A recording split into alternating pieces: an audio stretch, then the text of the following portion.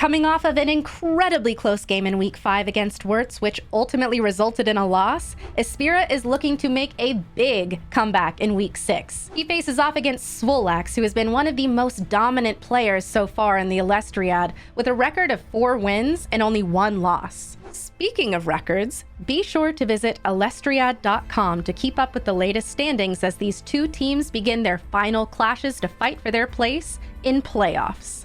Hello, my name is Kaylin. I also go by Cray, and today I am here to bring you some top-notch and, most importantly, completely unbiased commentary for today's match, which, speaking of, representing the fearsome, talented, and let's face it, attractive Cryoscorches, Espira kicks off Week 6 with a full art Hephaestus, which unfortunately doesn't help him much as casters can only use the divine rune associated with the element they drafted, but whew, does it look pretty.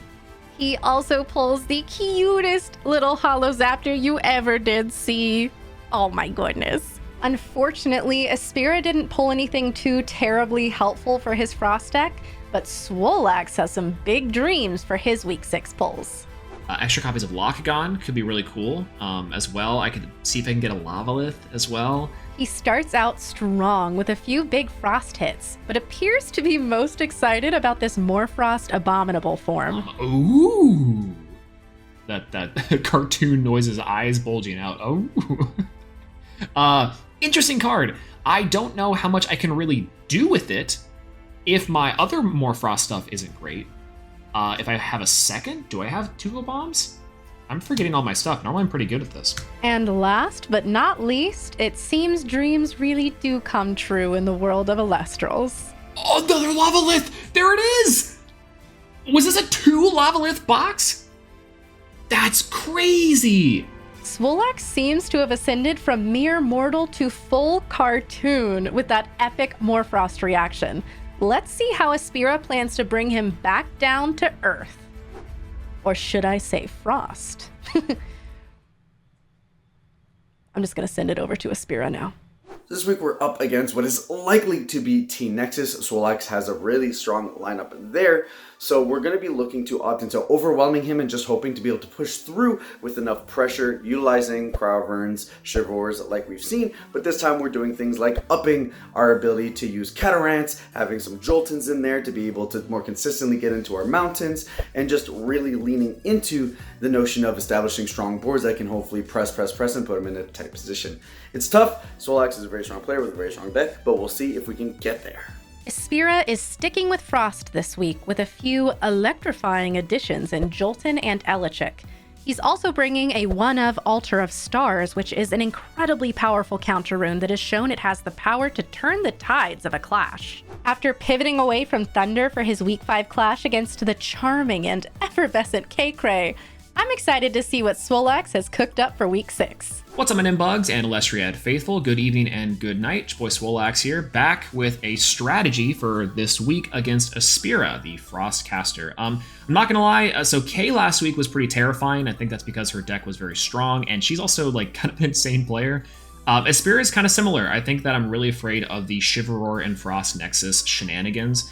The Catarant stuff to replenish spirits, and inside of the testing against the Frost deck, I'm finding that it's like really hard to keep up. So my general idea for today is something similar to last week, where I'm just trying to trade value on Espira and just kind of force him to activate counter runes and dig for cards and like really whittle him down that way. That way the spirit deficit isn't that crazy, and maybe I can pull in a little bit tricks here and there. But with that being said, we're playing something today a little bit unorthodox, even more unorthodox than last week. So let's go ahead and get into it. Starting off with the main deck, everyone say it with me: 3 copies of Astrabbit, 3 copies of Elechic, and 2 copies of Zeus. Now, one thing that's important to note is like why these ratios and why 3 Elechic, 2 Zeus every single week. Part of that is because Elechic is such a strong card paired with Zeus, allows me to effectively make it a 7 and really hammer home beating over bigger bodies, which this deck can kind of struggle with. But unlike last week, we're actually playing a little bit more Thunder with 2 copies of Spark It. I really want Spark It inside the strategy because I think it's good for ripping out key cards, things like Enfrostics, that way they can't use it. I mean, I guess unless they have Kione, in which they can just add it back again. So now my logic is blowing up in my face. But if that's not the case, I can rip out key cards from their hand that might allow them to extend their plays more, Catarants, etc., so that they really have to extend their plays. So this is my Thunder lineup. Hopefully it can do me well. No shock here. I'm playing back to the 5 strategy just a little bit with two small Tuga, 3 Galaxy, 1 Nekruff as our honorary water for the list. And I'm also playing 2 copies of Dratagua and 2 copies of Foamy. I figured that this package here will allow me to kind of change up the tempo if I really wanted to. Maybe sit on Dratagua and heal for just a little bit, buy me a little more time to draw it into some power cards, but then also Galaxy to switch it up on him. And then Foamy is surprisingly scary. No one wants to just swing over this dude. They just kind of want to let it sit there and build value. So again, a defensive strat, but then also with the Galaxy pair into that with a little something to punch with. So. And then 1 tech card, because I did happen to pull it this week, is 1 copy of Lavalith. I do think that with the Frost Nexus, this card will come in handy, so I am playing the Accurate Spirits to account for it. So hopefully this comes up. I'm excited to see if Lavalith can actually really do much. I wish I had more, but Shady and I missed the trade deadline for this week, so oh well. I'm not playing Helios this week, unlike the last week, and maybe for some other decks as well, just because I think it's less effective against Espira. Part of that is because they can go into Cryovern, which is a bigger body than any of our guys, so unless I have Zeus specifically, like Helios is great, I can pause for 1 more turn, but then they just drop Cryolingo, Cryovern, and then I'm on the back foot.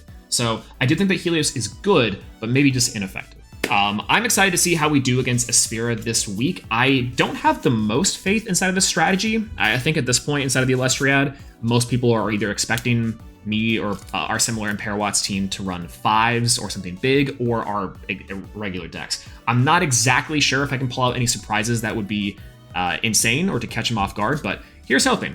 Here's hoping. All right, let's see how we do. Let's run it. Swolelax is really bringing the heat this week. And the water. And the thunder. He has cooked up a really interesting deck, and it's going to be super cool to see how this funky 5s variation performs in today's clash. But before we get into today's game, I am here to talk to you about something I am personally very passionate about.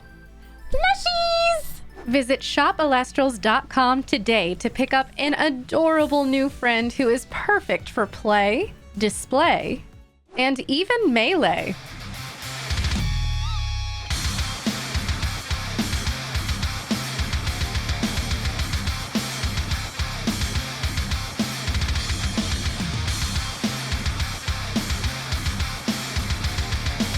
Without any further ado, let's get into today's clash. So Swolelax is starting us out with a mulligan today. Never feels good to have to start 2 spirits down, but if it gets you into a combo like, I don't know, Spark It Zeus, looking at you Thunder, then it's totally worth it.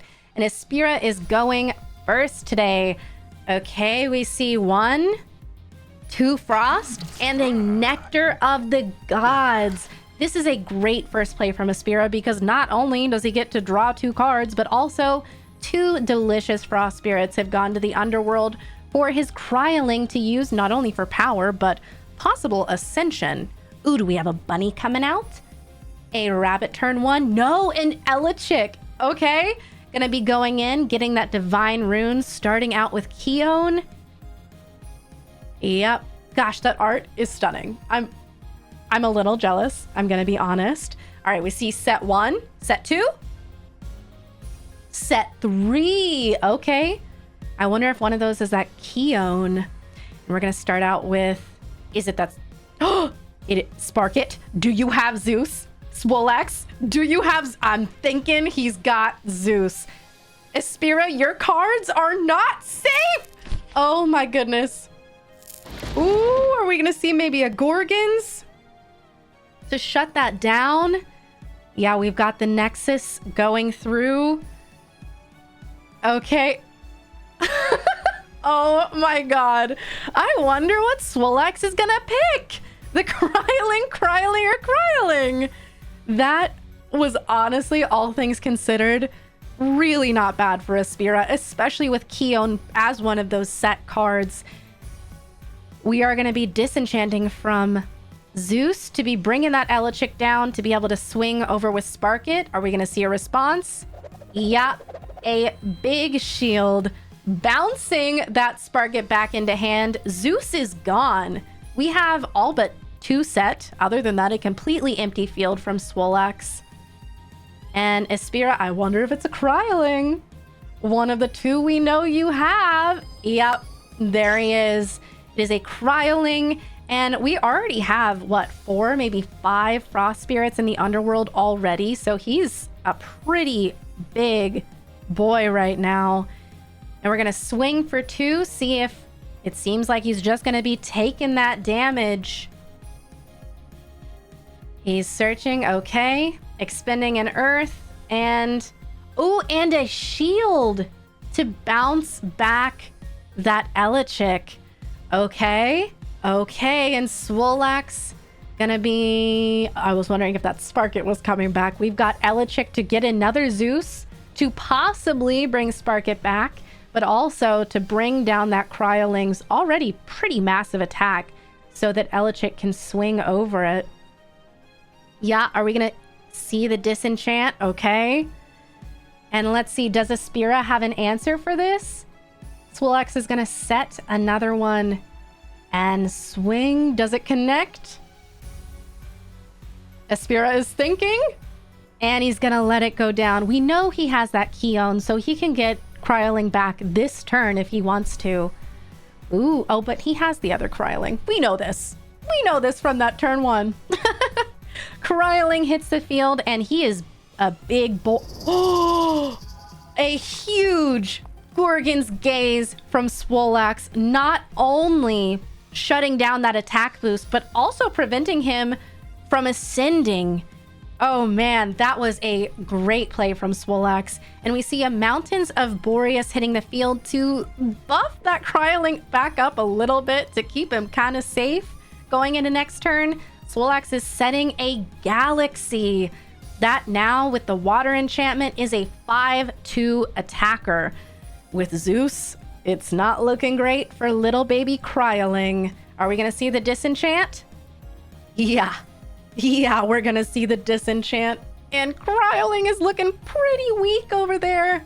Okay, he's going to attempt to swing, to crash with Elechick and hit directly with that Galaxy.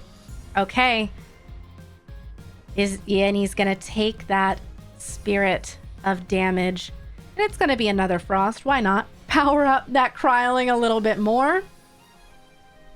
But we know we have 3 in the Underworld. Are we gonna see a Keon come out? Ooh. Oh, another Nog. And it is worth pointing out that we are already at 9 and 6 spirits. This has been an expensive game so far. Espira coming out with the Nog, gonna draw 2 cards. And yep, here comes that Keon. Probably gonna see one of those Cryoling coming back. Actually, we are gonna see a Cryoling coming back. We haven't seen any other Frost Elestrals. There he is, the boy. And he is going to go ahead and cast that Cryoling, who is absolutely massive. And he is going to ascend? Are we about to see a Cryovern hit the field right now? It looks like we are. Oh my goodness, absolutely massive dragon coming through. Gonna be able to swing over that Galaxy with no issue, unless that back row we see Swolelax with is something. Is it gonna connect? Are we gonna take him out? Oh, huge tsunami from Swolelax. And Cryovern, still pretty big. I mean, with Mountains of Boreas, it's at a 5 defense stat, which Galaxy can't do anything about right now. Oh, but we are going to see an ascension of Swolelax's own into a misenchanted Lavalith, who is strong enough to swing over that 5 defense stat. Do we have something? No. Cryovern is gonna go down. And now Espira is staring down a big 6 attack Lavalith. Although we do have Keon to go and get another baby dragon back, which can become a Cryovern, so it is not over for either of these players right now. We do see that Cryoling coming back.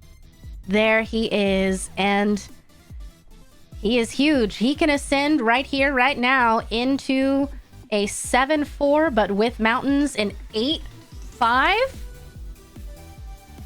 Cryovern? Oh, man. And he's going to be able to swing right over that Lavalith without any back row set to defend it. I'm thinking he just goes down. Ooh, man. With 2 set, a big Cryovern on field. I wonder what we're going to see from Swolax. Ambrosia is huge. That is going to keep him in this game. He is now ahead in Spirits. Going to grab back, 3 Thunder Spirits. I wonder if we're going to see another Zeus coming through. What is he planning here? How is he going to deal with this gigantic dragon? Oh, we see a Thunder Spirit hit the field and a rabbit. Okay, we've got a big bunny out here right now, looking at the first 3 cards from his deck, picking one, and we've got, oh my gosh, that resting is huge. And because of that mountains, with that extra spirits, too many spirits on field, that dragon is gonna go down. Goodbye, Cryovern. You did so good though. And we see a Narpoon coming out. And he's gonna be able to go in and grab a Catarant. Okay, that Catarant, if we make it to next turn, gonna be able to keep him in this game. Oh my god! And an Earthquake coming out to get rid of that Narpoon. Espira with a completely empty field right now. Hopefully he has an answer in one of those 2 set. Sparkit coming out. And a rabbit moving to attack. Never what you want to see. Oh my gosh, does Espira have an answer? He's looking. He's looking. Oh man. He's thinking. And it seems like he is just going to take that 2 damage. He draws maybe an Ambrosia coming out, keeping him in this game. Nope. And we have our winner. GG's to Swolax. That was an incredibly tense, incredibly close game. Holy moly. What an intense game. Espira really almost took it, but Swolax has continued his dominant streak with a record now of 5-1, taking this one home for the Imperawatts. Things are really heating up as we are coming into almost playoffs. It is anyone's game. It could be Cryoscorches. It could be Imperawatts. Who's it gonna be? I don't know. But in order to find out, you're gonna have to tune back in for tomorrow's clash.